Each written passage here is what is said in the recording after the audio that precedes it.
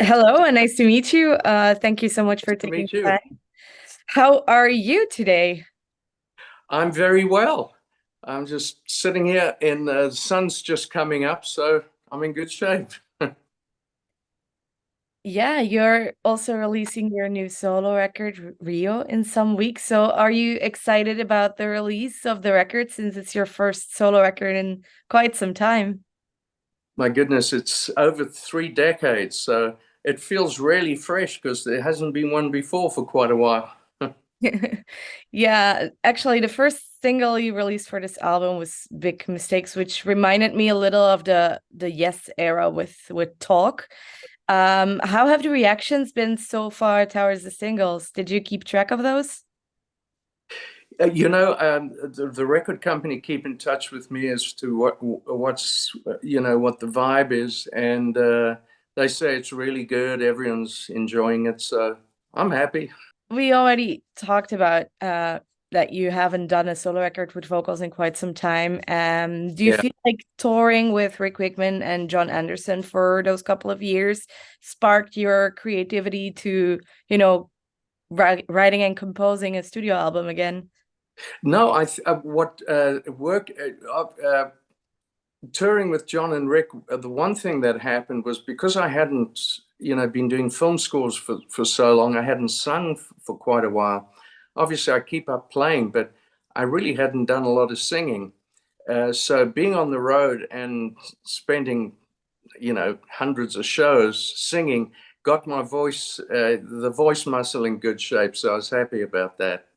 Did you have to do some like vocal coaching before the touring part, or did you just pick up where you left off sort of back then? Kind of just picked up where I left off, and took a while to get it back in shape, but eventually it was pretty good. And then for the album, I was pretty prepared, so I was pretty happy about that. Do you feel like your experience with film music and composing other scores, like in I guess you also worked for TV, has that, Yeah. changed your perspective in writing music? Like did it feel different going into Rio when you compare it to your previous solo albums or the work you did with Yes, for instance, or any other band?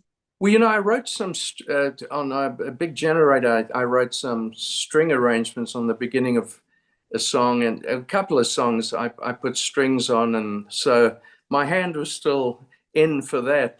But obviously, working so closely with orchestra for film for years, 50 odd films, um, that definitely entered, and influenced what I was going to do on this album, and also influenced my approach to some of the guitar work, where it was arranged in a slightly different way than I would have before, having done so many movies with orchestra. Do you have an example of that, for instance?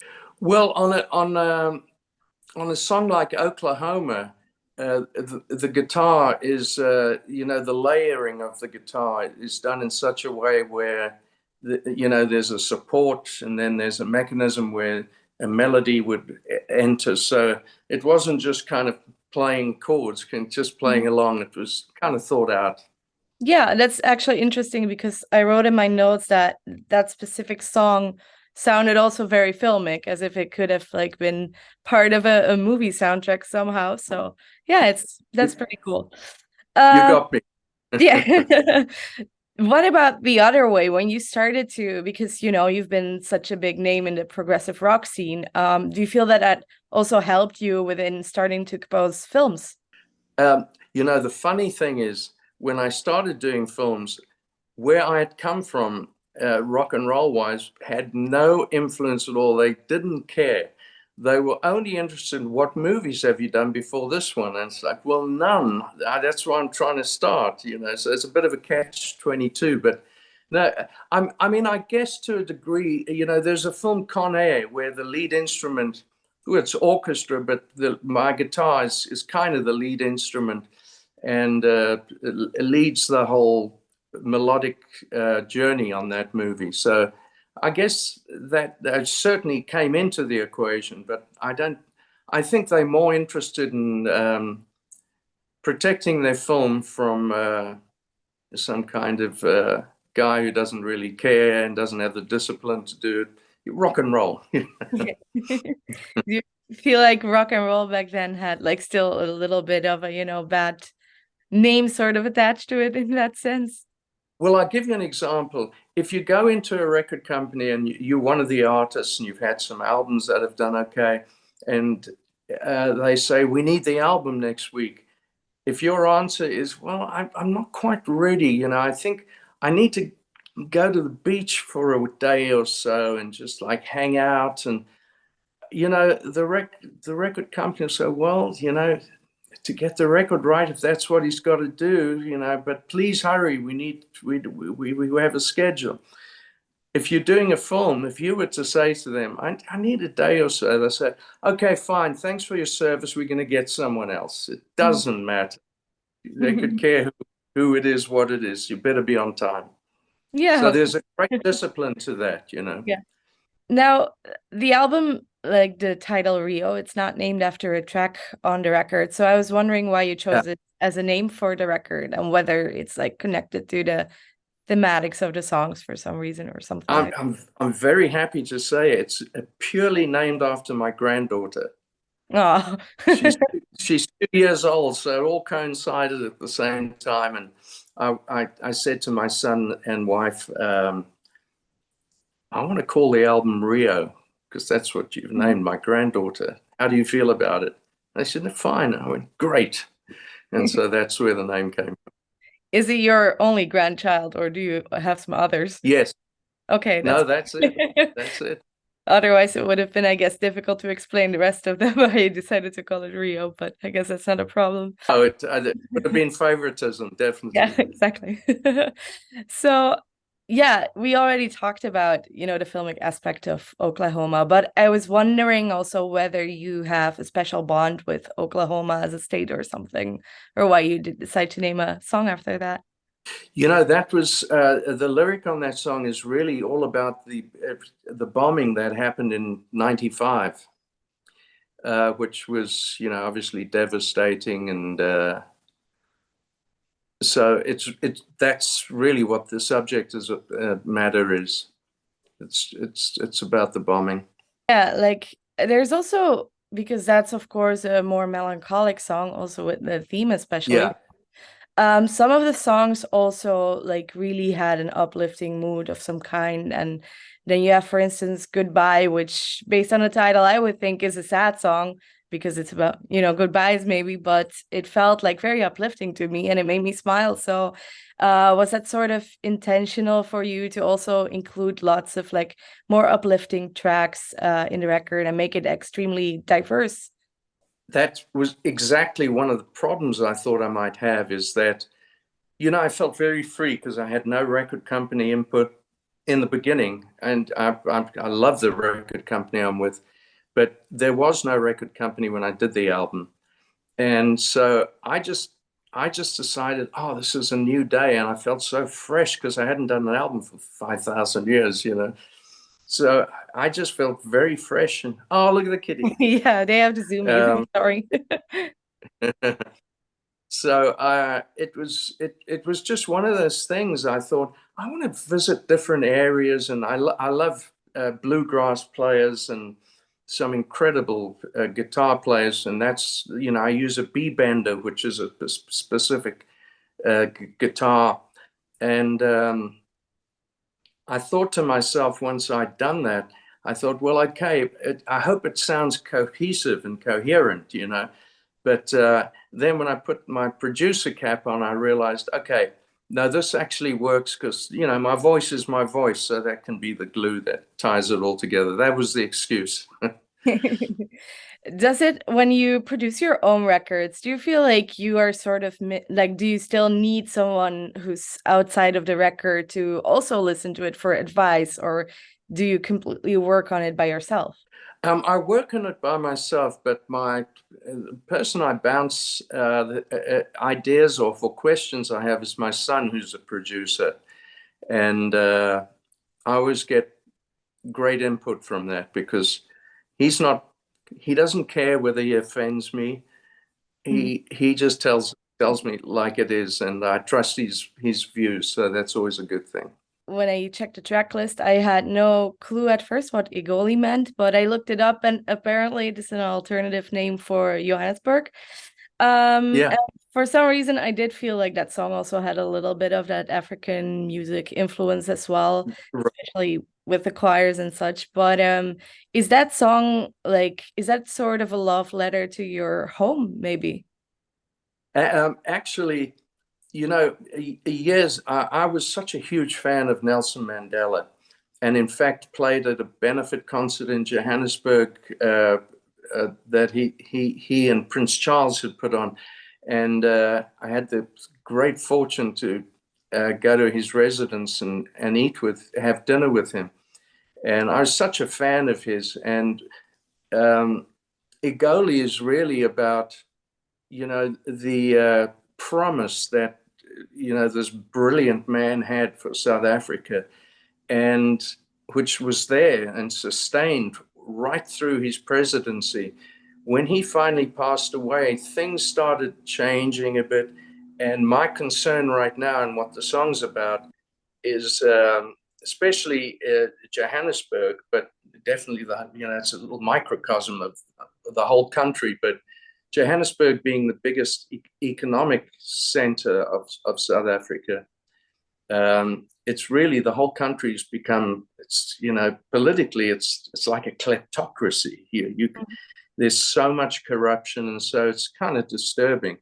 I mean, nothing compared to what the concerns were during apartheid. I mean, that was just pure no, you know. But now it's just really concerning because there's so much, I don't want to say theft, but certainly corruption. Yeah. And that's what the song is about. But you're right, it's kind of an uplifting sounding song with a Yeah. pretty sad, Yeah. sad message.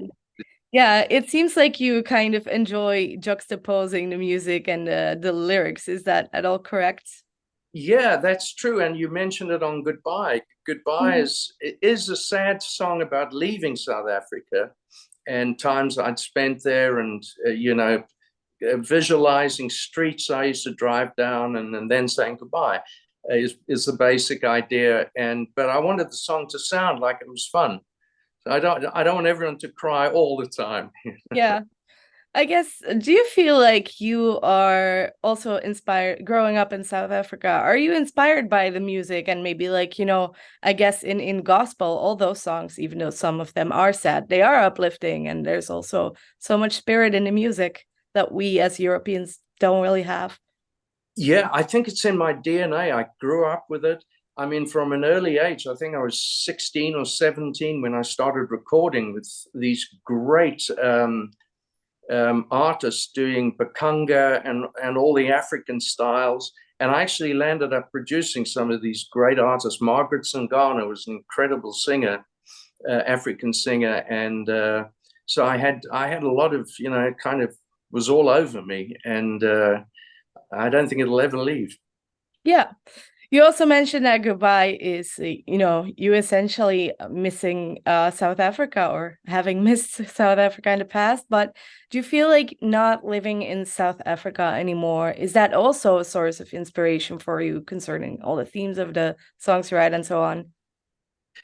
On my last album, which was, a long time ago, there was a song called I Miss You Now, and that was about missing South Africa. And my parents were still alive then. So, having lived in the States now London for 3 years and then here for most of my life, I feel like this is my home. Um, but I still concern myself with South Africa, but I don't feel like I want to go home. Not anymore. That's why you also like keep up to date with politics, I presume, because it's still part of you. Yeah, yeah, yeah. Okay. I love and hate politics. I love learning about it, but the results are always so depressing. Yeah, And I agree. right now, I mean, I don't know when it ever was to, I mean, it's just become so polarizing. It's just horrible wherever you look. Yeah, it's like going back in time, sort of like as if Yeah. no progression anymore. Yeah, exactly. No, exactly. And truth doesn't seem to mean anything. It's like, if you say to someone truth, if it's a politician, they'll say, well, my truth is, and it's like, no, it's not a subjective thing. Truth is truth. It's an objective reality. If that's not the case, then we're living on a pretty slippery slope, right? Now, anyway, do you have any other plans besides releasing the record? Are you planning to work maybe on a new film score, or do you have a tour planned or something like that? Touring is something we haven't got to talk about it yet, because we do. I mean, what you and I are doing is what the record's doing right now, and it's obviously, what I must be doing. And touring is something, I've always loved touring. So just about every album I've ever done, there's been a tour attached to it. But as far as film work goes, I'm always interested in the right film. I mean, there was a time when the agents were pounding, and it was like, there's 5-6 films a year, and maybe 2 of them I was like, I don't know, but yeah, maybe it'll be fun. Now it's got to be something I'm really feel, and to be quite honest, I'm interested in looking to the future. And to me, the future right now is, I've done this album. I've learned so much doing this album because I hadn't done it for so long, and I'm already inspired to do another record. So I want to just carry on, and that's I think what the plan will be, but things can change. But my goal is to do another album as soon as possible. All right. Well, that's good news for your fans in the future, I suppose. Well, that's it for my questions. Do you have any last thoughts you want to share with your fans? Just that it was great talking to you. Thanks for all the great questions, and I hope everyone likes the record.